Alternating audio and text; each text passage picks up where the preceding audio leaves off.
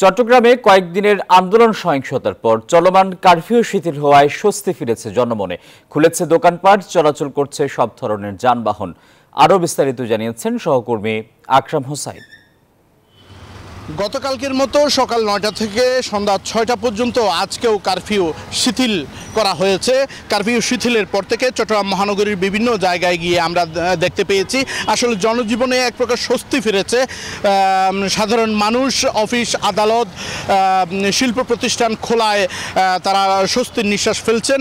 একই সাথে যারা কর্মজীবী আছেন তারা নিজ কাজে যোগ দিচ্ছেন এবং যারা নগরবাসী যারা সেবাপ্রার্থী আছেন তারা সংশ্লিষ্ট দপ্তর গিয়ে সেবা নিচ্ছেন। আমরা আইনশৃঙ্খলা রক্ষাকারী বাহিনীর সাথে কথা বলেছি, তারা আমাদেরকে যেটি জানিয়েছেন নগরীতে গণপরিবহন ব্যক্তিগত পরিবহন সহ সব কিছু স্বাভাবিকভাবে চলছেন এবং নগরবাসীর নিরাপত্তায় তারা সর্বোচ্চ সতর্ক অবস্থায় আছেন বলে আমাদেরকে জানিয়েছেন। এখন পর্যন্ত চট্টগ্রাম নগরী থেকে আমার কাছে ছিল সর্বশেষ।